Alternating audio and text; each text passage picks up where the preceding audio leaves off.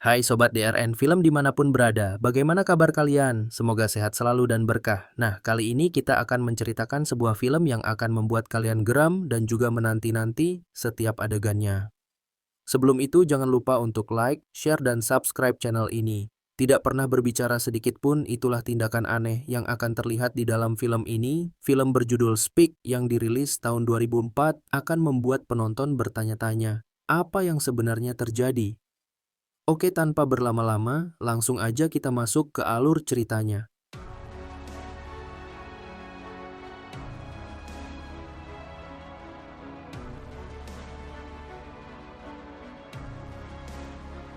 Film dibuka dengan memperlihatkan seorang remaja wanita bernama Melinda, di mana saat itu juga ibunya terkejut melihat Melinda, yang membuat bibirnya seolah-olah sedang terjahit. Dari sini, kita pun tahu bahwa sepanjang film berjalan, Melinda tidak akan berbicara. Lalu, ia pun bersiap untuk menjalani hari pertama di kelas 9 atau 3 SMP. Di tahun ajaran yang baru ini, Melinda menjadi orang pertama yang dijemput oleh sekolah. Tak lama, ia pun dihampiri oleh murid pindahan bernama Heather. Berbeda dengan Melinda, Heather sangat senang untuk mengobrol, sungguh kepribadian yang sangat berbeda. Setiba di sekolah, Melinda terus-terusan diperhatikan selayaknya musuh, di mana atas perlakuan tersebut Melinda pun terlambat masuk ke dalam kelas.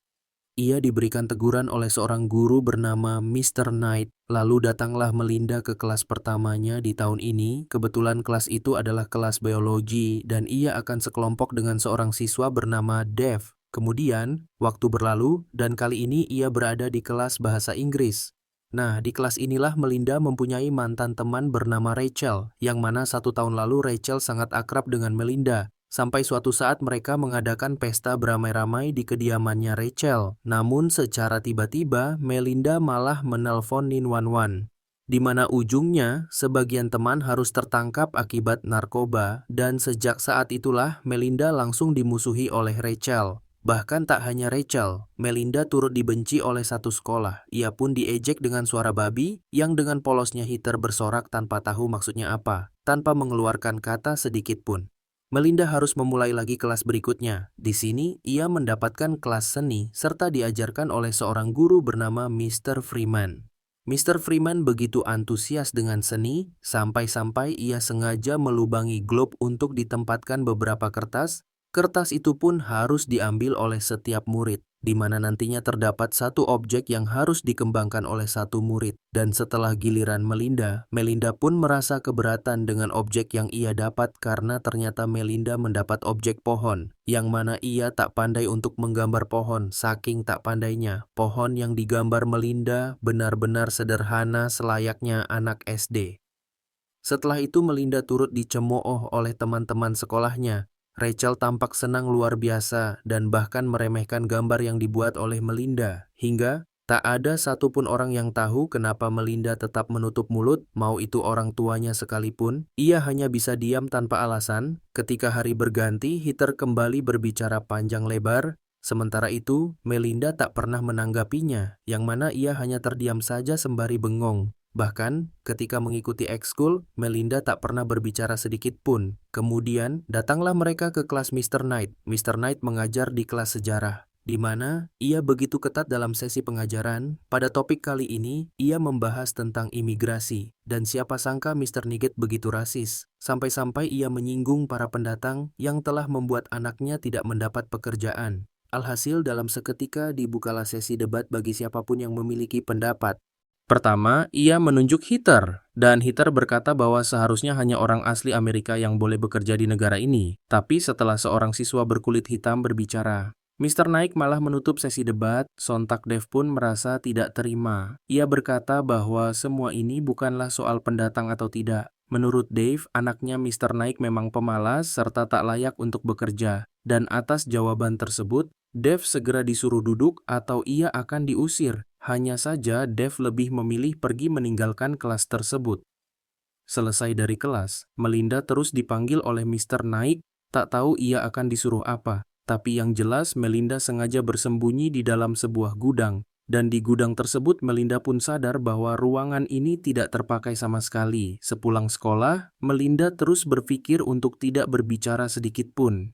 Ia penasaran, apakah ada orang yang bertanya, Kenapa ia selalu menutup mulutnya, tapi nyatanya, sampai sekarang ini, semua orang tidak merasa penasaran sama sekali. Yang ujungnya, Melinda rutin menghabiskan waktu di dalam gudang sekolah tanpa pernah berinteraksi dengan siapapun. Nah, sampai di scene ini, kita sudah melihat bagaimana anehnya tentang film ini dan kehidupan dari si Melinda.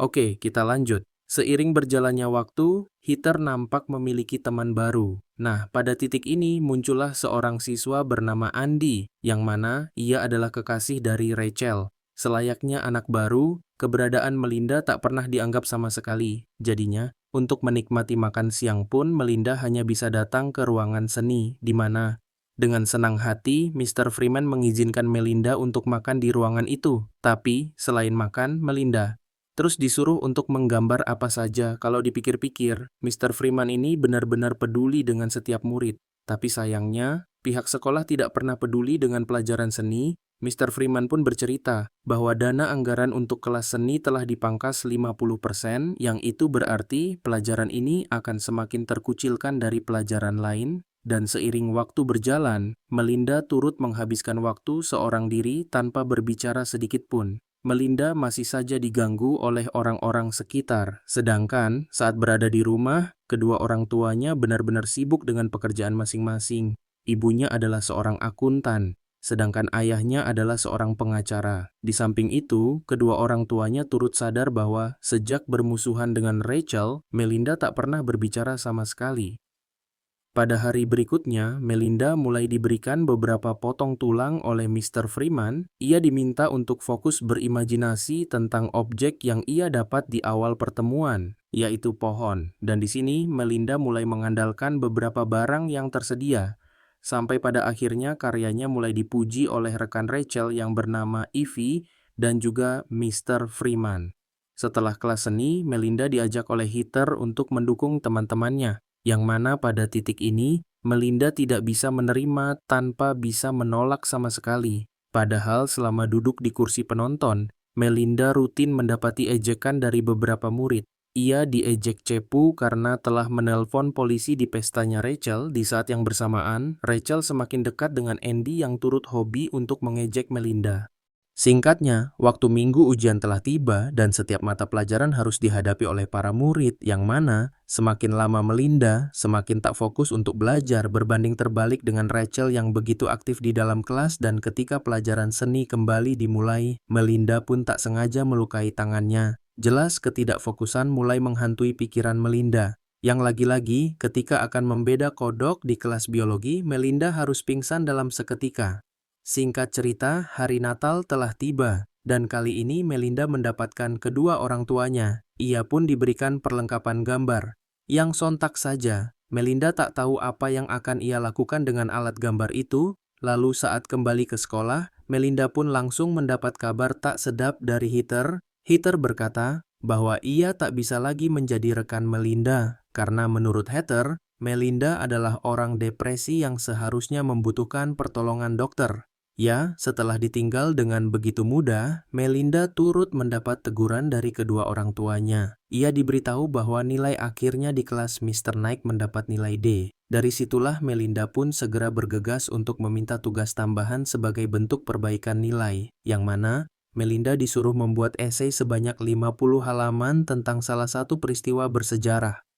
Alhasil Melinda memilih tema perjuangan perempuan yang dulunya diperlakukan seperti anjing, dan setelah esainya terangkum, Melinda disuruh Mr. Knight untuk membacakan hasil esainya di depan kelas pada esok pagi. Atas perintah ini, Melinda yang tak pernah membuka mulut pun mulai meminta bantuan kepada Dave untuk berbicara pada esok pagi. Yang hasilnya, Dave menerima ajakan itu dan segera membantu Melinda. Hanya saja, Mr. Knight merasa tak setuju atas cara tersebut, yang hasilnya nilai. Melinda pun tak jadi diperbaiki dan ia harus dipanggil oleh petinggi sekolah. Kedua orang tuanya turut hadir pada pertemuan ini, di mana Melinda diminta untuk lebih aktif serta membuka mulut seperti murid lain. Aneh. Memang, kenapa Melinda terus bersikap seperti ini? Padahal, tahun lalu ia masih bersikap normal seperti remaja pada umumnya. Di samping itu, Rachel semakin asyik dengan dunianya sendiri, sedangkan Melinda hanya bisa merenung sembari menghabiskan waktu seorang diri, dan sesekali ia turut bersembunyi di dalam lemari baju, tanpa diketahui. Apa alasannya, hingga di suatu waktu, Melinda memutuskan untuk bolos dari sekolah. Ia memanfaatkan seluruh waktu di pagi itu, demi bisa bercerita kepada siapa saja yang kebetulan Melinda memilih untuk bercerita kepada seorang perawat. Tapi, ia tak langsung berbicara kepada wanita itu. Melinda sengaja mengikutinya ke rumah sakit, serta menyadari bahwa banyak sekali pasien yang terbaring di setiap ruangan. Atas apa yang ia lihat, Melinda sengaja memanfaatkan salah satu ruangan kosong untuk menyamar sebagai pasien. Hanya saja usahanya itu tidak membuahkan hasil, di mana tak ada satupun perawat yang bertanya mengenai keberadaannya. Pada esok hari, tiba-tiba saja Heather datang ke rumahnya Melinda. Heather berkata bahwa ia membutuhkan bantuan Melinda untuk menemaninya berbelanja, karena ternyata Heather telah dijadikan babu oleh teman-temannya yang baru. Sekejap dengan lantangnya Melinda menolak ajakan itu untuk pertama kali. Melinda pun bersikap tegas, di mana ia segera mengusir Heather. Mendengar Melinda yang mulai berani, sang ibu pun langsung tersenyum bangga secara diam-diam. Dan sejak pagi itu, Melinda jauh lebih aktif dari yang sebelumnya. Orang-orang pun bingung, kenapa ia bisa selincah ini? Tak selesai sampai di situ, Melinda pun turut menghampiri Rachel seorang diri. Beruntung moodnya Rachel sedang baik dan ia segera meladeni Melinda, di mana Melinda langsung meminjam sebuah kertas dan ternyata Melinda ingin memberitahu bahwa ia telah diperkaos. Sekejap Rachel kaget setengah mati atas pengakuannya. Cerita berbalik kepada pesta 1 tahun yang lalu, ada alasan tersendiri. Kenapa Melinda menelpon 911? Bukan karena ia cepu atau bagaimana, namun ternyata tanpa diketahui, orang-orang Andi telah memperkosanya secara paksa, dan Melinda diancam. Apabila ia mengadu, maka kedua orang tuanya akan dibunuh oleh Andi. Sontak, Melinda tetap memberanikan diri untuk menelpon 911, tapi ia tak berani mengatakan alasannya sama sekali dan ketika para polisi tiba, beberapa anak yang sedang menikmati narkoba segera ditangkap.